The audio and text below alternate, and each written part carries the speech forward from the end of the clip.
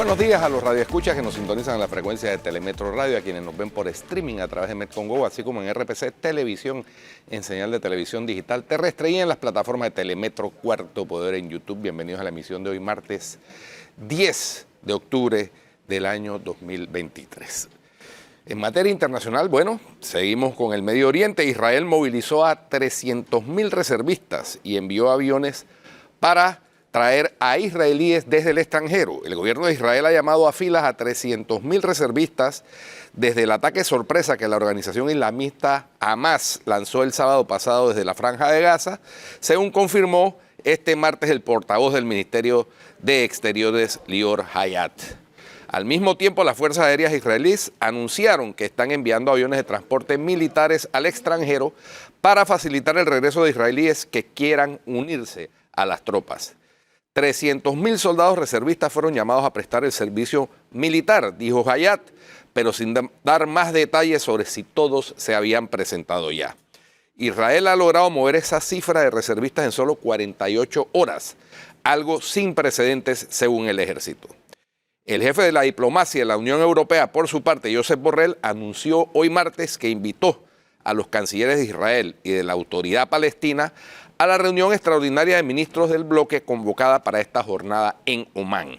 Borrell anunció en la red X, antes Twitter, que invitó al jefe de la diplomacia israelí, Eli Cohen, a sumarse a la reunión de ministros de Asuntos Exteriores de la Unión Europea que convocó para esta tarde. También ha invitado al ministro de Asuntos Exteriores palestino, Riyad al-Maliki, para dirigirse a la reunión y presentar en ella las opiniones de la Autoridad Nacional Palestina. Recordemos que el ataque que ha sufrido Israel es del grupo terrorista Hamas, no de la Autoridad Nacional Palestina, que está desde hace años, desde los tiempos de Yasser Arafat, en negociaciones con el Estado de Israel y que, a diferencia de Hamas, no promueve la destrucción del Estado de Israel y de lo que ellos llaman los infieles alrededor del mundo. Bueno, en Estados Unidos, por su parte, el presidente de los Estados Unidos, Joe Biden, fue indagado como parte de una investigación sobre el manejo de documentos clasificados encontrados en su casa y en su antigua oficina privada, informó la Casa Blanca ayer lunes. El presidente fue interrogado como parte de una investigación que adelanta el fiscal especial Robert Hur, dijo en un comunicado al agregar que la entrevista voluntaria se realizó entre el domingo y el lunes en la Casa Blanca. A finales del año 2022, documentos confidenciales cuyo número exacto y contenido se desconocen fueron encontrados en la oficina de Biden en un centro de pensamiento en Washington y en su casa de Wilmington, estado de Delaware. El presidente y la Casa Blanca están cooperando en esta investigación, agregó la nota de la Casa Blanca, tras señalar que Biden se sometió el domingo y el lunes a un interrogatorio voluntario del fiscal especial Hur.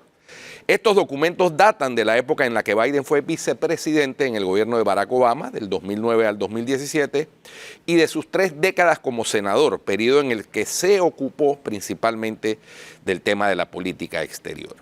El hallazgo de estos documentos son un revés para la Casa Blanca, pues recuerda, pese a las numerosas diferencias, el caso de los documentos secretos que el expresidente Donald Trump se llevó para su casa de Mar-a-Lago en Florida.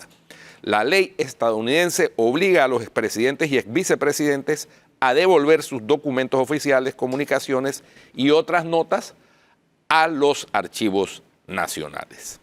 Y por último, la presidenta de Taiwán, Tsai Ing-wen, dijo hoy martes que la isla no cederá ante la presión de China y prometió que su pueblo seguirá siendo libre durante generaciones. Durante un discurso en Taipei con motivo del Día Nacional Taiwanés, Tsai destacó que durante su mandato ha trabajado para mantener la paz y la estabilidad regional sin provocar ni actuar precipitadamente. El 10 de octubre se festeja el 112 aniversario del levantamiento de Wuhan, en Wuhan, que acabó con el Imperio Qing y trajo la primera República de China, nombre oficial de Taiwán. Desde 2016 mi administración ha cumplido sus promesas y ha mantenido el statu quo. No provocamos ni actuamos precipitadamente, pero no cederemos a la presión. Hemos profundizado la cooperación con países democráticos de todo el mundo y trabajado para mantener la paz y la estabilidad regional, dijo la mandataria en el que ha sido su último discurso antes de dejar el poder, dado que no puede aspirar a un tercer mandato. Las próximas elecciones presidenciales y legislativas de la isla, previstas para el 13 de enero de 2024, decidirán la dirección de la política taiwanesa hacia China, en unos momentos de fuerte tensión entre Taipei y Pekín. El actual vicepresidente William Lai lidera las encuestas. Taiwán se ha gobernado de manera autónoma desde 1949, aunque China reclama la soberanía sobre la isla, a la que considera una provincia rebelde, para cuya reunificación no ha descartado el uso de la fuerza. Eso es lo más importante en materia internacional, Flor. Y en materia local, Guido, la Asamblea sigue haciendo de las suyas en año preelectoral. Ahora han recomendado el aumento de presupuesto para 6 entidades que son básicamente el brazo operativo del clientelismo del PRD. Son 6 entidades, ellas son la Autoridad de Descentralización, la Lotería, Pandeportes, el IFARU, el DAS y los consejos provinciales. 193.5 millones de dólares solo en el DAS. Y eso en contraste, con que el Hospital del Niño se lleva quedó 30% sin fondo, de avance. se quedó sin fondo. El actual Hospital del Niño para se el quedó sin resto del fondo para año, operar para el último Hay trimestre del problemas año. con las clínicas de oncología en Panamá Oeste. También. O sea, hay Además, una serie de prioridades. Bueno, no tuvimos con apagones, no tuvimos con apagones en en la sala de hemodiálisis por 2 horas en estos días. Sí. Un ajuste del presupuesto eminentemente político electoral. Hay en la Asamblea un problema con la definición de prioridades muy preocupante. Yo no creo que son prioridades, son simplemente el descaro oportunista asqueroso. No, ellos no tienen prioridades, o sea, la prioridad la de... Miren ahora la discusión nada más. Tienen prioridades, pero son las incorrectas, la prioridad son ellos. Sí tienen, su prioridad es la política, la campaña política y el clientelismo. Claro. Esa es la prioridad. La prioridad es la política, la campaña. Exactamente, y seguimos sin saber cómo se repartió el dinero de la descentralización paralela, que ellos dicen que no existe, pero ahí está, ¿no? Ahí están. Y el Tribunal Electoral, ¿ustedes vieron? El Tribunal Electoral como que reculó con la... Eso a mí me preocupa. Con la suspensión. Yo no sé, Guido, tú estabas en la reunión ayer, Guido. Yo estuve en la reunión. Cuéntanos reunión. Acerca de eso. Yo estuve en la reunión, fue una reunión en donde los representantes de los gremios, yo fui en representación del Comité de Ética del Consejo Nacional de Periodismo, le planteamos al director de organización electoral, Osman Valdés, que fue el que expidió la resolución 578 famosa, ordenando la suspensión de contenido editorial en medios digitales, y al periodista Álvaro Alvarado, le planteamos la preocupación porque el Tribunal Electoral se estaba inmiscuyendo en regular el contenido editorial de los medios, y eso era atentatorio de la Constitución, del artículo 37, que plantea que hay libertad de expresión y no hay censura previa, y que además la misma resolución en sí estaba dirigida, según el fundamento de derecho, era a propaganda electoral. El argumento que nos dio tanto el señor Osman Valdés como el magistrado presidente del Tribunal Electoral, Alfredo Junca, es que el procedimiento actual que rige, que es diseñado por el Tribunal Electoral, dicho sea de paso, ese reglamento, establece que la única manera de saber si algo es contenido editorial o no es de esa manera, que las personas se presenten y digan eso. O sea, no es la carga de la eso prueba, no es propaganda electoral. Espérate, la carga de la prueba, o sea, recae en el acusado. Recae en el señalado. Exacto, o sea, ¿no? Si a ti te acusan, entonces, no, eso es propaganda electoral, tú como periodista tienes que demostrar que no es propaganda electoral. Exacto. ¿Cómo se demuestra, Guido? Bueno, mi pregunta es la obvio, reunión, ¿cómo se demuestra? De la reunión, no, la demostración es una cosa inverosímil, es tan absurda como el proceso. Es que la persona vaya y diga, a mí no me han pagado por eso. Es así. No, o sea, es que aunque le paguen, el que le pagan no va a decir que le pagaron.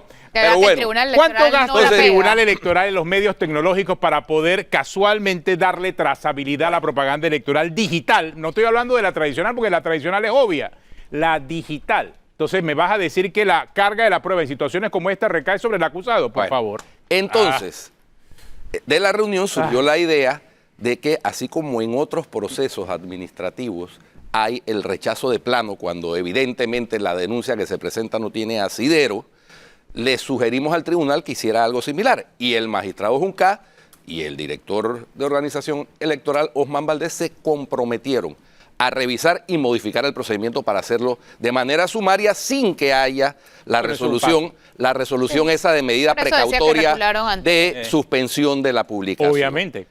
Una cosa que me llamó la atención. Que creo que lo establece el mismo Código Electoral, porque me parece que ellos tienen un término para hacer una investigación antes de emitir una resolución.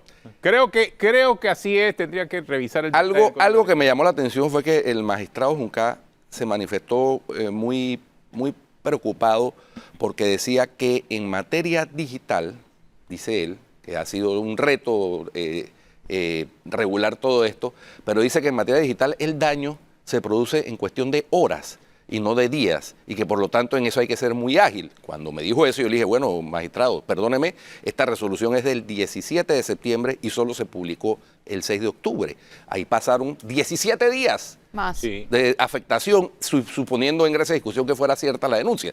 Pero la denuncia va dirigida hacia contenido editorial. Pero es evidente que es contenido editorial. Claro, exactamente. Entonces, por eso te iba a describir el tema del daño, ¿a qué se refiere? Bueno. O sea, porque si estamos hablando de una propaganda con frecuencia, con repetición, es otra cosa. Si estamos hablando de una opinión de un tuitero o de un usuario de un medio digital, es otra cosa. O sea, creo que allí falta, y no sé cómo lo habrán hecho o resuelto otros países, pero obviamente es un tema que vino a disruptir las campañas políticas en el mundo entero, no solo en Panamá. Estados Unidos ha pasado ya por eso, pero hemos visto lo que en Estados Unidos se ha hecho y de qué forma se identificó esa llamada campaña o propaganda electoral. En el caso local, todavía creo que estamos a años luz de lo que pasó en Estados Unidos. Se trata de opiniones muy particulares de un medio digital y de un periodista, que es Álvaro. O sea, Álvaro Alvarado y el medio Foco. O sea, ¿son opiniones o es una propaganda? Y ha hablado de propaganda en el sentido de que el propio código define propaganda. O sea, de propaganda de que está pagada. Pagada. Claro, esa es la diferencia. Entonces, si no es editorial. Si lo cierto es que vamos a darle seguimiento a la modificación que haga sobre este procedimiento. Entiendo que tanto Álvaro Alvarado como Foco hoy van a presentar sus, entre comillas, descargos, que suena muy feo, suena fuerte, indicando que ellos no han recibido dinero a cambio de la publicación. Y con eso se debe archivar eso es. Sí, y con eso se debe archivar ese procedimiento. Pero eso sería una... O sea, cuando se presenta un caso como este, el Pleno entonces revisa lo actuado por organización electoral. Si el denunciante presenta algún recurso, porque el denunciante, en este caso, o sea, estos descargos son ante organización electoral. Ante organización electoral. Entonces diríamos que es una resolución de suspensión preventiva. Entonces, sí, pero es una ridiculez realmente. Claro, pero eso está así para la propaganda electoral. Claro, para contenido. Eso no tiene ni pie ni cabeza. Claro, totalmente. Sí, no. O sea, eso no tiene más ni claro cabeza. El agua. Bueno. O sea, una cosa es la propaganda y si el Tribunal Electoral no tiene forma de identificar cuando se trata de una propaganda, entonces tenemos un problema. Tenemos un problema. Y si la manera de identificarlo es que la persona hacia quien va dirigida la denuncia, queja, señalamiento, diga, no, eso no es propaganda, y ya con eso, pues, imagínate, ¿quién va a reconocer? Y eso nos lo dijeron ahí ambos funcionarios. Es verdad, aquí de los citados nadie ha dicho, sí, a mí me pagaron. Nadie va a reconocer eso. Entonces, pero ese es el procedimiento que está. Por eso es que le dijimos, entonces cambien el procedimiento. Usted tiene facultad de cambiar. En todo caso, el denunciante debiese llevar las pruebas, que es en todo caso el interesado en que eso se investigue. Bueno, si usted tiene prueba que se trata de propaganda, quizás es la primera pregunta que debe hacer organización electoral, que es la que responde esto. ¿Usted tiene prueba o no tiene prueba? Yo aproveché la reunión para preguntarle por el famoso tuit de Jimmy Papadimitriou. Yo le dije, yo estuviera preocupado cuando un miembro de la campaña de un aspirante a presidente amenaza con sacar del saco, ¿no?, las estrategias que destruyeron familias, según confesión que hizo. Y el magistrado asintió de que él también estaba muy preocupado. Y estaban dándole entonces, ¿dónde está la resolución? Bueno, pues. Dándole seguimiento. Porque aplica el mismo procedimiento. O sea, aplica el mismo procedimiento. Claro, yo me imagino que es denuncia interpuesta o ellos actúan de oficio. No. Hasta ahora siempre ha sido con denuncia interpuesta. Pero debería... Pero pudieran actuar de oficio. La que puede actuar de oficio es la Fiscalía General Electoral. Bueno. ¿No? Que esa es otra. Y por cierto, actor. La Fiscalía Electoral en todo caso debiese estar involucrada también en esto, pues la que debe investigar si realmente se trata de propaganda o no. Propaganda porque acuérdense que estamos en veda. Además, entonces, si estamos en veda, la Fiscalía debe investigar las propagandas y eso sí debe ser de oficio. Bueno. Pero bueno, creo que... La electoral está en Bosnia y Herzegovina. Sí, aquí están las cosas como al revés. O sea, y no sé, yo sé que... O sea, el periodista tiene que... Y mire, y no es por el tema de los medios tradicionales, porque en cierta forma los medios tradicionales ya tienen una forma de presentar las noticias, de hacer sus investigaciones. Creo que el enredo se viene con los medios digitales y quizás esta es la primera campaña donde vamos a ver ya la influencia directa de los medios digitales y creo que el Tribunal Electoral tiene que estar preparado para los nuevos tiempos. Yo sentí que tanto el magistrado Junca como Osman Valdés están conscientes de que se pasó una línea que no debió haberse pasado, pero ese es el procedimiento que está establecido por ellos mismos. Entonces, por eso el compromiso fue cambiar el procedimiento, para que no haya de ninguna manera la sensación, percepción, etcétera, de que se está produciendo una censura o hasta una autocensura, porque fíjate que en la resolución va más allá. En la resolución se ordena a la Dirección de Comunicación del Tribunal monitorear a los medios tradicionales a ver si reproducen la información que está siendo cuestionada. Exacto. O sea, información que de paso, y también aproveché para decírselo al señor Valdés, los medios no saben cuál es, ni Álvaro saben cuál es el contenido porque no se dice en la Pero no solamente a los medios tradicionales, a los particulares que se atrevan a cuestionar, también lo dice ahí. Entonces no es cualquier cosa, o sea, esto abarca a todo el país, en realidad, al que se atreva a cuestionar en sus redes. Pues. Digámoslo coloquialmente, eso fue una metida de pata que reconocieron que metieron la pata y van a tratar de enmendarlo. Es el compromiso. Que metieron la pata, es que hay que definir daño. Tal cual. Sí. Nos dijeron que estaban conscientes de que la reacción era justificada, etcétera, etcétera, pero que ese es el procedimiento que existe. Entonces yo le insistí, ese es el procedimiento para propaganda, pero esto es contenido editorial. Aunque el procedimiento atente contra la libertad de expresión. Por eso no hay un mínimo análisis acerca de hasta dónde una resolución puede atentar contra la propia Constitución. Lo que van a hacer es agilizar de una manera sumaria la diferencia entre contenido editorial y propaganda, para que no tenga que tomarse medidas precautorias, etcétera, etcétera, que es lo que de por medio, porque eso de suspender la publicación, sin indicarle además cuál era la publicación que tenían que suspender. Yo siempre me pregunto... Lo que me parece a mí que es tácito, porque el mismo Código Electoral define la diferencia entre una cosa y la otra. Sí. La propaganda tiene que estar pagada. Si no está pagada, no es propaganda. Editorial. Punto. Ya. Listo. Ya. Sí, pero yo siempre me pregunto, por ejemplo, ¿cómo pueden reclamar, poniéndome del otro lado de la moneda, los que se sienten afectados por una noticia? Y sobre todo en época electoral, todos tienen un micrófono.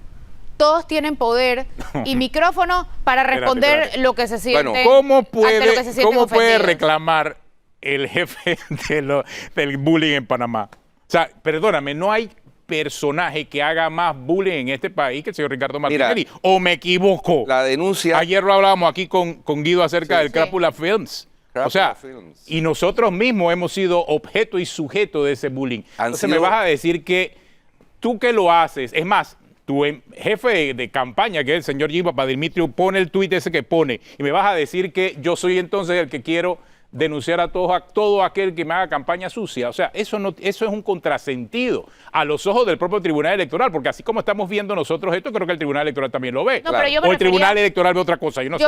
Tienes toda la razón, pero yo me refiero a todos los candidatos o todas las personas que se sienten atacadas por un medio sin justificación. Ahí están los derechos a réplica. Ahí están las entrevistas, ahí están los noticieros, claro que se defiendan. Claro.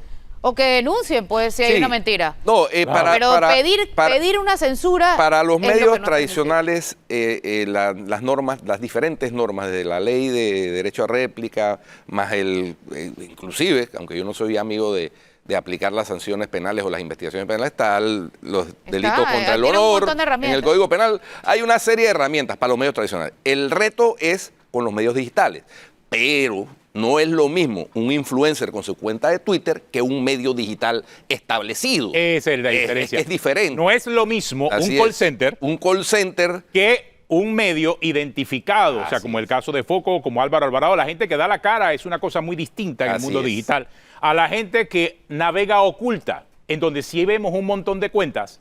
Vemos un montón de gente trabajando con cuentas ocultas y anónimas que te mandan mensajes hasta por WhatsApp, que tú no sabes ni quién es ni puedes identificar. Granjas, Eso bots, es otra cosa, granjas, exactamente. bots, Granjas, bots. call center. O sea, ahí sí estamos hablando de propaganda y identificar quién está detrás de esa propaganda. Y eso, tienes un personaje. y eso es pagado. Claro y que eso sí es pagado porque esas granjas y esos y bots es pagado esos call centers mensualmente. son pagados. Es pagado mensualmente, porque aquí hay granjas de bots pagadas mensualmente, los llamados call centers, no son más que eso ahora mismo. Granjas de bots Pero que bueno. están detrás de ese tipo de campaña. Esa es otra cosa.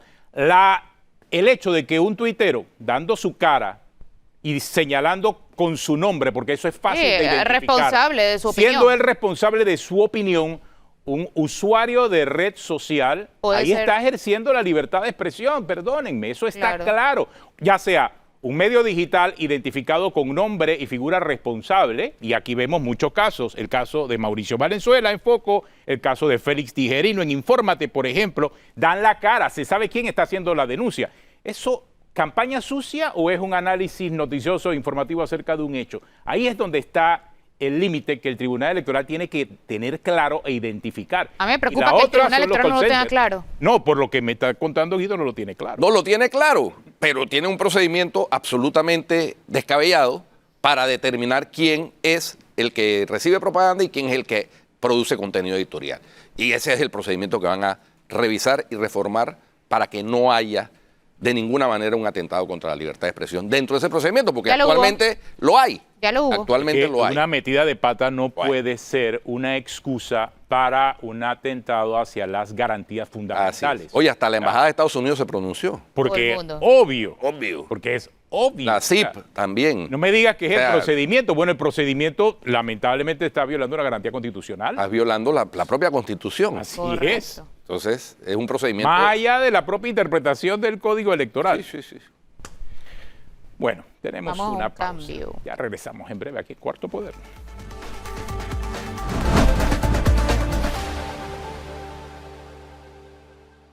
Bueno, continuamos aquí en Cuarto Poder. Vamos a hablar hoy con el Movimiento Panamá Posible. Nos acompaña Gabriel Díez del Movimiento Panamá Posible. Es quizás la evolución de la propuesta presidencial del señor Martín Torrijos dentro del vehículo conocido como Partido Popular. Hablo del vehículo, pero no por referirme de que la gente dice Del que es un picanto. picanto. No. Hablo del vehículo, el partido político. Pero hoy hablaba en el noticiero como si fuera una expedition. O sea, Pero déjame decirte que dadas las circunstancias y dado la transformación del Partido Popular en el Movimiento Panamá Posible, resulta interesante ahora entender de qué se trata eso, porque subió de estrato ahí el sí, carrito. claro, no, él mismo lo está llevando a otro nivel. Por eso, pues, entrevistamos hoy al señor Gabriel Díez para que nos explique un poco de qué se trata este Movimiento Panamá Posible, porque yo decía, y le decía esta mañana al señor Torrijos, que había que entender cómo se recomponían ahora las fuerzas entre la llamada Alianza Territorial más el Movimiento Panamá Posible. Entonces, ¿cómo se come todo eso en una No sé, campaña pero guacho electoral? sí es, un guacho sí es. Un guacho, exactamente, un guacho panameño, ¿no? Muchas gracias, Atenor, muchas gracias a ustedes por tenerme aquí hoy. Y déjame decirte, de Picanto ya pasamos Expedition y vamos rumbo a hacer una mula. Así un tractor trailer, ¡Epa! de esos grandotes ¿Viste? para poder cambiar. Ese es el Movimiento Panamá Posible. Así Una es. mula, pero el mula, hay No, que ver no, qué no, tipo quiero de mula, ¿no? decirte de las buenas, Ah. de las que cargan trabajo. Portacontenedor, que es otra cosa. Exactamente. Oye, eso. Para allá vamos, ya verás. Mira, Panamá Posible es un movimiento que empezó un grupo de panameños y panameñas. Nos sentamos a ver cómo estaba el país, las diferencias que teníamos, las oportunidades que teníamos y a dónde podíamos llevar este movimiento. Y empezamos a debatir ideas y empezamos a conversar con amigos en diferentes partes del país y nos dimos cuenta que los problemas que hay aquí en la ciudad capital son los mismos problemas que hay en David, que hay en Colón, que hay en Chorrera, en fin, inseguridad, desempleo, falta de agua potable, falta de calidad de vida. Y nos dimos cuenta que teníamos que involucrarnos, teníamos que buscar una forma de hacer la política diferente, de generar cambios, de sumar, de integrar. Y bajo ese precepto, pues, armamos y empezamos a estructurar lo que hoy es el Movimiento Panamá Posible. Un movimiento incluyente, amplio, que no discrimina de dónde vengas, si eres miembro del partido político, si eres independiente, que tiene profesionales, que tiene indígenas, que tiene empleadores y empleados, que tiene profesionales y productores, en fin, agrupa todo un grupo de personas que lo que queremos es un mejor Panamá. Este movimiento evoca de alguna manera a algunos en la campaña del 2004 del entonces candidato Martín Torrijos al Team Martín, porque es más o menos una conformación de personas independientes que no están afiliadas a partidos políticos, de diferentes, o sea, un movimiento heterogéneo, evidentemente, con el fin de impulsar la candidatura del mismo candidato, de Martín Torrijos. ¿Hay alguna afinidad o relación con esa evocación o no? ¿O esto es otra...? Hay gente que en efecto participamos en el Team Martín hace 20 años y que hoy estamos y somos parte de Panamá Posible. Pero hay diferencias conceptuales. El Team Martín, y recordemos, Panamá era otro Panamá hace 20 años, el candidato tenía 40 años y había que despertar algo, un sentimiento, un deseo de mejora en la juventud. Hoy, 20 años después, regresamos con una teoría diferente, un objetivo diferente. ¿Y qué es? Nos hemos quedado todos atrás. Hoy hay problemas con los jubilados, hay problemas con la juventud que no tiene empleo, hay problemas con la clase media que no tiene cómo mantener su familia y mantener su estatus. No tenemos movilidad social, no tenemos salud, no tenemos educación, no tenemos seguridad. En fin, ya no es un movimiento de despertar esa juventud, ahora es un movimiento de sumar a todos, de integrar, de activar a todos los componentes de la sociedad para buscar una mejora real al pueblo panameño. Ahora, ¿de qué forma? ¿Cómo se integran a Panamá Posible? Porque esa es la otra parte interesante de la cuestión. O sea, el movimiento Panamá Posible, que está conformado por figuras independientes o puede haber estado en un partido político, ¿cómo se hace para formar parte de Panamá Posible? Yo soy PRD. ¿Qué? Yo soy PRD. Yo tengo aproximadamente 20 años. Es que lo digo tarde, que yo no sé si que yo no soy PRD. Yo no soy PRD o yo soy PRD. Yo soy Sí, por eso pero déjame decirte, yo soy PRD de los buenos. PRD de los disidentes. O sea, los que están del otro lado son de los malos. Bueno, eso lo dijiste tú. Yo tengo mi apreciación. No, es que si usted dice que usted es PRD de los buenos, significa que el otro lado está de los malos. Esa es mi apreciación. Si tú tienes una apreciación diferente, esa es tuya. La mía es que nosotros estamos en el lado correcto. Pero dentro de este movimiento... O sea, los PRD que están con Martín Torrijos están del lado correcto. En mi opinión, sí. ¿Y los que por no están, múltiples razones. todos están del lado incorrecto? Los que no están tienen la opción de analizar opciones diferentes para poder avanzar y cambiar el país. Eso es lo que yo pienso. Si tú quieres están más de del lo lado mismo, oscuro de la fuerza. Si quieres más de lo mismo, ya tú sabes lo que hay. Si quieres algo diferente, hay una opción. Esa es la realidad del día de hoy. Es como cuando tú vas manejando y encuentras una intersección. Tú decides por dónde vas. ¿Qué piensan ustedes de la postulación de Juan Carlos Varela Albarracín? Pero déjame terminar y después te respondo esa parte. Con relación a quiénes conformamos el Panamá Posible. Mira, Panamá Posible tiene gente de diferentes partidos políticos que se han sumado. Hay morenas, hay panameñistas, hay gente totalmente independiente que nunca ha participado en la política. Anoche yo tenía una conversación con unos jóvenes profesionales y hay un muchacho que tenía como 40, 41 años, dueño de un restaurante. Y él decía, yo soy PRD desde que tengo 18 años. Mis padres me llevaron. Yo firmé motivado, pero yo no estoy identificado con lo que está pasando. ¿Por qué no yo se no sale, me sumo, porque él dice, yo creo en una opción. Yo creo en poder rescatar. Yo creo en que hay que cambiar lo que estamos haciendo. Y esa es la realidad. Tenemos que meternos en este tema para enderezar el rumbo que estamos llevando. Esa es la realidad. La realidad es que hay una gente que lo ha hecho no muy bien y tenemos que cambiar el rumbo por el bien del país. Sí, pero tenemos los mismos problemas que hace 30 años y que 20 y que 10 y que 5 y que hoy. Sí. Entonces, sí. ¿por qué pudiera cambiar Martín Torrijos lo que no cambió en su momento? Vamos a partir de un principio. ¿Tú crees que hoy tienes un mejor Panamá que hace 20 años? No. Ok, pero yo sí te digo esto. ¿Tú crees que hace 20 años tenías un mejor Panamá que en los 70s? Sí. La respuesta es sí. Porque cuando tú comparas el Panamá de 1972 con el Panamá del 2000, son dos Panamás. No, pero el planteamiento es por qué puede mejorar hoy lo que no mejoró en su gobierno. Porque los problemas siguen siendo los mismos. Pero ¿cómo tú dices que no lo mejoró? Sí hubo mucha mejora. Vamos a enumerarte las mejoras. Voy a empezar de atrás para adelante. Primero, cuando Martín llegó a su gobierno, había un problema grave de seguridad social. Y la seguridad social se reformó mediante un consenso. Pero un momento, por una de cal, una de arena, 5 ministros de educación. O sea, la idea no es enumerar las cosas tal cuáles mejoraron y cuáles no. La idea es decir, hay los mismos problemas. Agua, salud, educación, seguridad. Tuvieron los peores índices de seguridad del país. Si vamos a enumerar lo malo, lo bueno, enumeremos lo malo. Pero vamos a buscar lo malo y lo bueno. Ajá. Vamos a hablar de 5 ministros. Ahí dije 2. Vamos a hablar de 5 ministros de educación. Ok. ¿Qué se trató de hacer? Se agarró y se trató de enumerar. Y el profesor, en aquel momento, que era el que trancaba todas las calles y el que hacía todo, se le despidió. ¿Y qué pasó? Lo reintegraron apenas llegaron los otros, los que siguieron. 5 ministros. Y continuó, sí, porque uno si de no vas a ellos la preso calle, por fibra ayer. Bueno, pero nuevamente, ¿hay perfección? ¿Tú sabías no eso? Hay perfección. ¿Tú sabías eso cuando llegaba? No. Pero usted, es como todo en la vida. ¿Usted en esa época estaba apoyando al señor Martín Torrijos cuando fue presidente? Yo no fui parte del gobierno de Martín Torrijos. Yo hice campaña para Martín Torrijos 20 años atrás. Yo creí y ¿Estaba en el Team Martín en esa época? Sí, yo estuve. ¿Sí? Yo fui parte de eso porque yo creía que era, y creí que se hizo un buen trabajo y lo sigo sosteniendo al día de hoy. O sea, pero No estuvo hay en el Team gobierno Martín perfecto. en campaña y después no participó del gobierno de Martín Torrijos. Yo no participé del gobierno de Martín ¿Y Torrijos. por qué no participó? Porque primero no creí. Estaba su que papá, ¿no? Mi papá no. Mi papá fue ministro el último año del gobierno de Martín.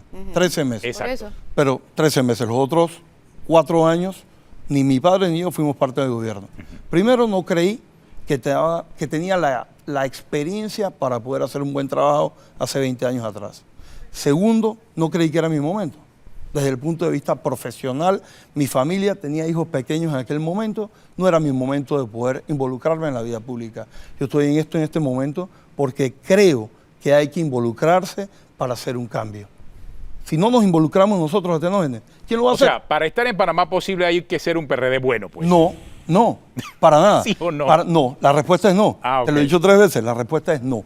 Yo soy un PRD bueno. Ah, ok. Así me califico yo. Sin embargo, no discriminamos y sumamos a todos los que quieran venir. Y déjame decirte, Eni Martínez, indígena, no es PRD, vive en Panamá Oeste. Yací Jim, vive en Panamá Oeste, no es PRD. Y así sucesivamente. O sea, no hay un requisito puntual. No hay una marca ni un tatuaje que tienes que tener en la frente. Son para aquellos que no quieren ser PP, pero que quieren apoyar a Martín Esto es Torrijos. un movimiento totalmente incluyente que lo que busca es... Pero no se parece el mejores. nombre mucho al movimiento Otro Camino de Ricardo Lomana. Pero es como si tú me dijeras soda. Todas son sodas. Hay Coca-Cola, hay Pepsi-Cola, hay Fanta, hay Squirt, hay de todo. Y también se parece al movimiento Perú Posible. Bueno, yo no sé Perú, yo soy panameño y yo estoy en Panamá. Nada que eso es lo único que te puedo decir. Pero desde el punto de vista de movimiento, la palabra movimiento es una agrupación. ¿Qué están haciendo ustedes por captar el voto joven? Porque los jóvenes no conocen a Martín Torrijos. Él mismo lo dijo esta mañana, Sí. de hecho. Pero mira, anoche yo tuve un conversatorio hasta las 10 de la noche explicando esto, explicando lo que queremos hacer. La próxima semana tenemos un convivio con jóvenes de diferentes partes del país para que ellos sean parte de aportar ideas, sugerencias al plan de gobierno. Hoy en día hay 700,000 jóvenes de 30 años o menos que van a votar por primera o segunda vez que no tienen opciones. No tienen opciones, no tienen empleo, no tienen nada por qué vivir. Estamos creando una generación de niños. ¿Cómo vamos a evitar eso? Tenemos que involucrarlos a ellos. A propósito de los ninis, Gabriel, ¿qué tienen ya algo definido con respecto a las políticas públicas en el tema de los subsidios? Porque eso para mí es de las situaciones que provocan los ninis, porque la gente dice, ¿para qué trabajo? ¿Para qué me esfuerzo si de todas maneras el gobierno me da un subsidio, un vale digital a estas alturas del año 2023 todavía con el tema de la pandemia? La gente del PRD, ¿no? un caso. Con el Mire, tema lo de que la manda la pandemia. pregunta, dice, y los PRD malos son aceptados también. Entonces, Claro. El movimiento Panamá por hay la algo gente mala. definido en el esbozo del plan de gobierno de Martín Torrijos con respecto al tema de los subsidios, que además es uno de los elementos que ha señalado la agencia Fitch Ratings como un llamado de atención. Los gastos de funcionamiento, que el gobierno llama eso como gasto de inversión, y eso es parte del maquillaje o la maniobra contable, cuando realmente es un gasto corriente, ese subsidio, que además es perverso, porque sí, se necesitaba en un momento determinado, pero extenderlo ad infinitum, como parece ser, que va a ser hasta el final de la administración de Cortizo. ¿Hay algo definido con respecto a eso? Mira, Guido, hay un plan, hay un equipo trabajando en todo lo que sería el plan de gobierno y la parte económica. Quisiera acotarte varios puntos de lo que tú acabas de decir. Primero, el tema de los subsidios es algo que tenemos que ver. Quisiera hacer una comparación, Flor, tú hablabas de las cosas buenas y las cosas no tan buenas. En el gobierno anterior de Martín se creó la red de oportunidades. La red de oportunidades tenía 89,000 personas listadas con nombre, apellido, número de cédula, dónde vivían, que empezaron recibiendo $35, pero no era un subsidio gratis, Guido. Era un subsidio que iba dirigido a que había derechos y deberes. Tú recibías un dinero, pero tú tenías que mandar a tus hijos a la escuela, tú tenías que llevarlos a vacunarse, tú tenías que ir a tus chequeos médicos y tú tenías que gastar el dinero que te daba el Estado en productos de primera necesidad. No era este clientelismo que hay. Te doy un segundo ejemplo. Cuando parte de los acuerdos con el tema del referéndum del canal fue la creación del PRODEC, y con el PRODEC se empezaron adjudicando $50 millones, que era el principio de la descentralización. Y tú puedes preguntar, en esos momentos esos dineros se colocaban, se asignaban a diferentes juntas comunales independientemente de qué partido fueses. Entonces, sí hubo las bases para empezar a trabajar bien. Con relación al tema de los ninis y lo que se crea, ahí hay dos problemas fundamentales. El primer problema es que se han desvirtuado la forma en que trabajan los subsidios para crear el clientelismo. Te doy un ejemplo muy puntual. ¿Cómo es posible que tú tengas una beca universal y el estudiante que saca 5 es considerado de la misma manera que el estudiante que saca 3? Entonces, ¿qué estamos creando? Te estamos diciendo, no te esfuerces, no hagas nada más porque tú eres el tonto que se esfuerza y yo que no hice nada, yo recibo lo mismo. No, eso está mal conceptualmente. Sin entrar a analizar los auxilios económicos y becas otorgadas políticamente, que ese es otro tema. Te confieso algo perverso. Y te confieso algo a título personal. La razón, la chispa que encendió mi ánimo de involucrarme en esto fue eso. Yo vengo de una familia donde mi padre y mi madre se esforzaron mucho por educarme, por pagar mis estudios, por darme oportunidades.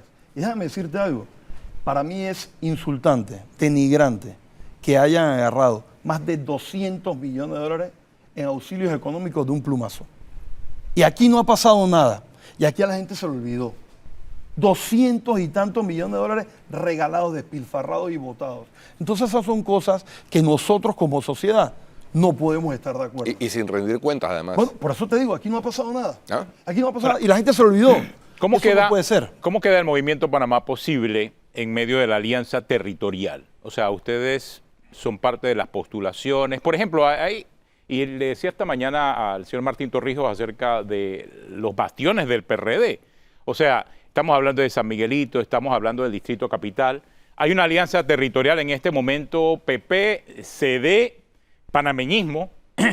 Está, por ejemplo, David, está, por ejemplo, Chorrera. En la capital hay un candidato del partido panameñista que pasó por primaria, el señor Willy Bermúdez. O sea, ¿ustedes apoyarán candidatos del CD, del PP, del Partido Cambio Democrático? ¿Cómo será ese funcionamiento del Movimiento Panamá Posible con esta alianza territorial?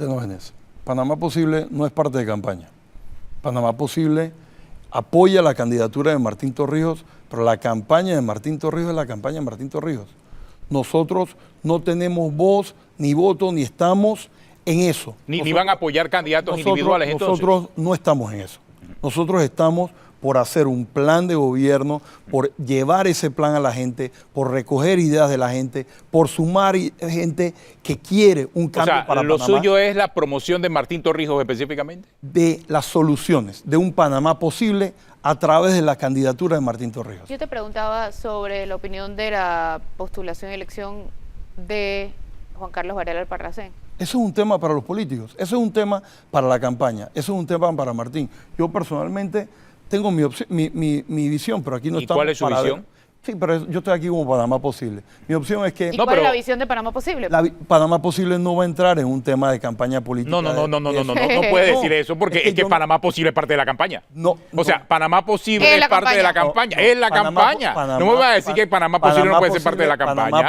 Panamá Posible. Eso es muy conveniente. Claro. No, para nada. Mira, Panamá Posible es un aliado de la campaña. Bueno, entonces, es un vehículo. Cambiamos la pregunta. Sí. ¿Qué te parece que Martín Torrijos haya cuestionado la designación de Juan Carlos Varela, la postulación de Juan Carlos Varela al Parlacén, habiendo él entrado al Parlacén? Vayamos por partes diferentes. Primero, él entró al Parlacén sin huirle a nada. Estaba el caso Semis. Pero no lo hizo para huir al caso Semis. ¿Cómo Era su sabemos? derecho. Ah, pero el derecho de Varela también. Era su derecho. No, Varela ahora está corriendo.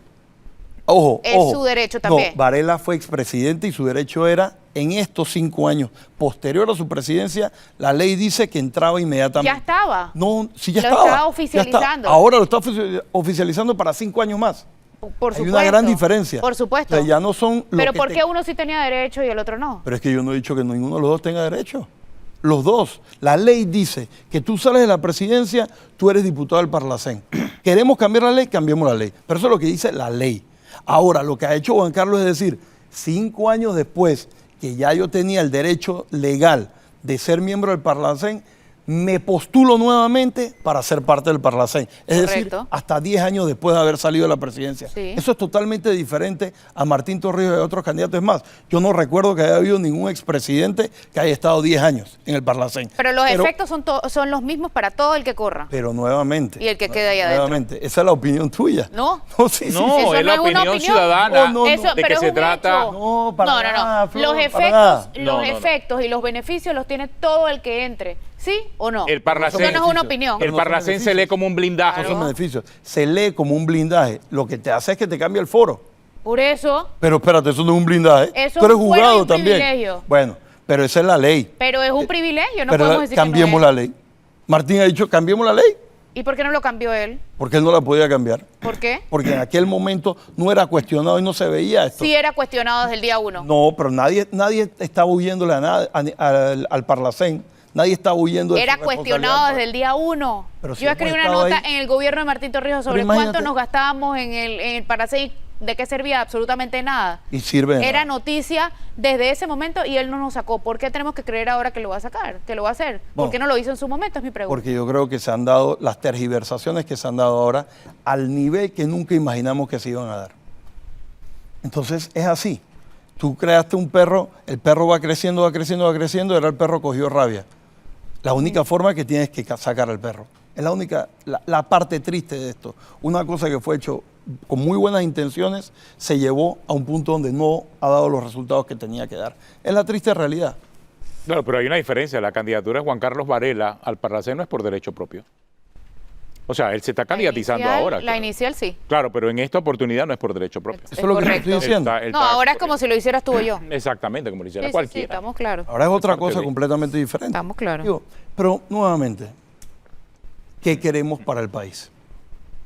Yo creo que ya estamos hartos de debates estériles, de peleas. No, pero el Movimiento Panamá Posible sí puede proponer que se elimine y que Es no en eso formamos estamos. parte del Hay muchas Parlacén. propuestas que en su momento vamos a ir soltando. Pero y van a vamos ir dando proponer con- personas para el Parlacén. Van Panamá Posible no. a presentar. Es un tema del PP. El PP es el que. Pero es que yo veo que se distancian convenientemente del PP, ¿no? Cuando les pero- conviene. pero no, es que nosotros no somos un partido político, Flor. Nosotros no nombramos gente en el Parlacén. Panamá Posible no le puede decir a la dirigencia del PP, haz esto o haz lo otro. No Ni puede. siquiera- no puede. Panamá Posible no se lo puede decir. Pero Martín Torrijos sí. Martín- Y es el líder de Panamá Posible. Martín Torrijos es el líder de Panamá Posible. Martín Torrijos es el candidato presidencial del PP. Martín Torrijos no es PP. Entonces hay una dirigencia del PP que tiene que responderle a su membresía. Martín Gabriel, no es PP. Gabriel, hablemos ahora un poquito del proceso de expulsión a propósito de Martín Torrijos. Ayer fue notificado formalmente de que se ha iniciado un proceso de expulsión. Me imagino que va a contestar algo. Ayer sacó un comunicado de la campaña de Martín Torrijos respondiendo a eso. ¿Qué efecto puede tener si se produce efectivamente la expulsión de Martín Torrijos, que no es cualquier persona, es el hijo del fundador Sí, exactamente. del PRD, y lleva su apellido, fue presidente de la República, o sea, esto sería inédito en la historia política del país, ¿no? Que un expresidente de la República sea expulsado del partido que lo llevó a la presidencia. Eso no se han visto hasta ahora un caso, ni con Arnulfo Arias, ¿eh? Mira. Arnulfo Arias fue sometido a todo tipo de cuestionamientos, suspensión de derechos, etcétera, pero nunca lo... No, y la dictadura le quitó hata los símbolos, ¿se acuerdan? Le quitaron, nunca lo exacto, le expulsaron del quitaron su partido. partido, pero nunca lo expulsaron del partido. ¿no? Guido, mira, Yo sé que tú quieres que diga eso y voy a hablarte a título personal lo que yo pienso. Panamá Posible no tiene que tener una opinión de eso y yo no quiero mezclar lo que Panamá Posible es para opinar de un tema netamente partidario perrediano, por llamarlo así. Entonces, yo quiero decirte como PRD lo que yo pienso a título personal. El PRD tiene una ideología, tiene unos principios y vamos a llamarlo, ¿por qué no?, una mística de unas cosas o de unas creencias que son la base del mismo. Una de ellas era una consulta amplia, el disenso. Siempre se habló de tendencias, de corrientes dentro del PRD que sumaban y que juntos hacían un partido más fuerte, unas opciones más fuertes, un debate de ideas más congruente. Y decían que Omar Torrijos decía ni con la izquierda ni con la derecha, sino con Panamá. Cuando tú expulsas a uno de los miembros más distinguidos del PRD, como lo es Martín, que fue por más de 10 años secretario general, que fue presidente de la República, que fue secretario de la Juventud, que fue candidato 2 veces a la presidencia de la República, tú estás sacando una de las personas que ha sido estandarte, que ha sido la cara del partido. Pero más allá de eso, tú estás sacando los principios. Porque no lo estás sacando porque se llama Martín Torrijos. Lo estás tratando de expulsar porque sencillamente difiere de la forma en la que el PRD se está manejando. Eso no puede ser. Nosotros debiéramos poder sentarnos en una mesa y debatir las ideas, debatir dónde estamos de acuerdo, dónde estamos en desacuerdo y qué país queremos tener. Lamentablemente han tomado la opción de excluir, la opción de reprimir y decir, hey, ¿tú sabes qué? No queremos escuchar a nadie más. Porque si expulsan a Martín Torrijos, lo van a expulsar usted también, si también es del PRD. Si eso pasa, pasará. O el que está en el movimiento Panamá Posible. Pasará. Si eso pasa, pasará. Y al final del día, como te digo... Lo que me causó mucha gracia fue el momento en que lo notifican. Ustedes vieron el protocolo y Sí. Se veía inclusive como que no querían hacerlo, pero al final tuvieron como que hacerlo. Me toca, perdón, presidente. Exacto, casi fue así, ¿no? Es que esto es algo inédito a la en la historia política del país. Yo estaba a la derecha de esa toma. Ajá. Yo te puedo decir que ayer vencía el plazo para notificar.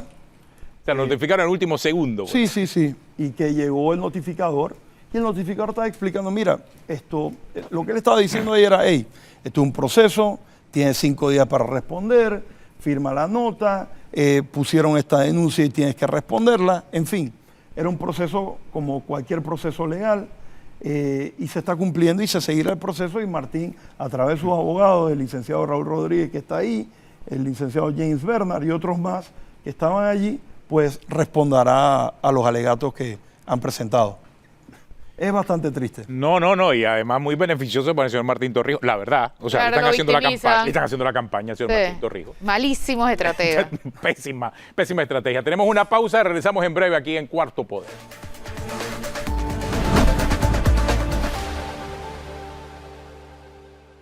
Una gran diferencia. Bueno, continuamos aquí en Cuarto Poder. Hoy conversando con el movimiento Panamá Posible. Gabriel Díez nos ha acompañado aquí en el programa y nos está tratando de explicar las diferencias y de qué manera este movimiento va en apoyo de la figura del señor Martín Torrijos. Sí, creo que sí todavía hay mucha tela que cortar acerca de cómo presentar la figura separada del Partido Popular, pero en apoyo al señor Martín Torrijos. Por eso le preguntaba acerca de si usted no tiene miedo de que también lo expulsen del PRD, ¿no? Porque ¿cuántos PRD hay en el movimiento Panamá Posible? Pero vuelvo al principio. O sea, son PRD que no quieren estar en el Partido Popular y entonces le encontraron el camino intermedio. Se quedan en el movimiento Panamá Posible. Pero vuelvo al principio. No, hay incluso miembros del Partido Popular en Panamá Posible. Por supuesto. Sí. Por supuesto.